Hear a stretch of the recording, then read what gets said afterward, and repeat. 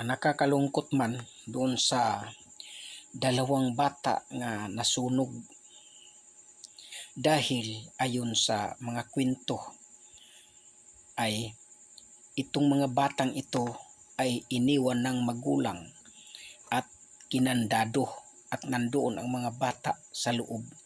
Noong nagkaroon ng sunog ang kanilang bahay ay hindi ito nakalabas.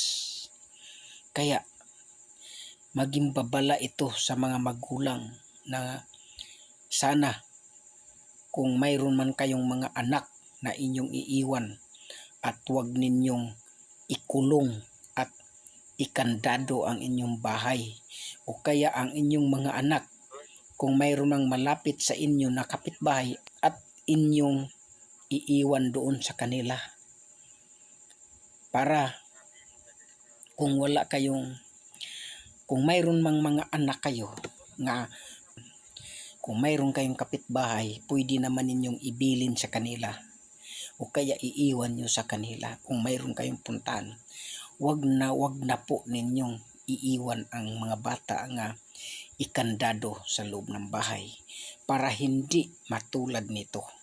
Mga magulang, magbibigay aral ito sa inyo. Sana wag ninyong gawin ito sa inyong mga anak na iiwan at ikulong sa loob ng bahay.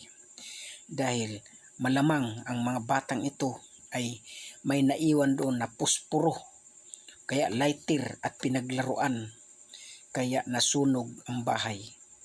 O kaya dapat kailangan huwag kayong mag-iwan ng lighter o pusporo man sa inyong bahay kapag may mga bata, sapagkat hindi natin maiwasan na ito ay kanilang paglalaruan.